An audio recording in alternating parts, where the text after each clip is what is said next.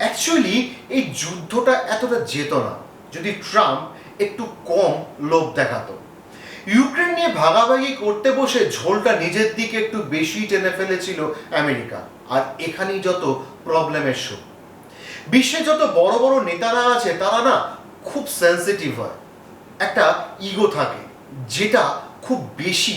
Donald Trump বলুন বা Putin বলুন, নরেন্দ্র মোদী, নেতানিয়াহু, আপনি যে ওয়ার্ল্ড লিডারদেরই নাম নেন না কেন তাদের মধ্যে কম বেশি একটু দেখতে পাবেন।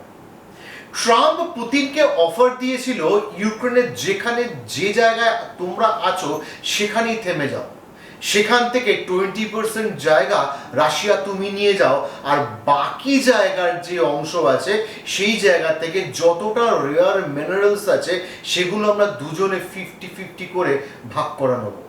ভাবুন, জমি ইউক্রেনের, যুদ্ধ করলো রাশিয়া, আর ভাগাভাগি করছে রাশিয়া আর আমেরিকা মিলে, আর লাফিয়ে বেড়াচ্ছে ইউক্রেন।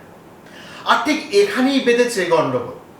পুতিন ভাবলো, আচ্ছা যুদ্ধ করলাম আমি, লোক মরলো আমার, অস্ত্র ক্ষয় হলো আমার, কম দামে তেল বেচলাম আমি, সারা পৃথিবীর যত স্যাংশন আছে সেই সব নিচ্ছি আমি, টেনশনও খাচ্ছি আমি, আর তুমি পায়ের ওপর পা নাচিয়ে 50% প্রফিট নিয়ে চলে যাবে।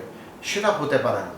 সুতরাং এই জায়গায় আমি তোমার কথা মানবো না, আর এখানেই হয়ে গেল ট্রাম্পের প্রবলেম।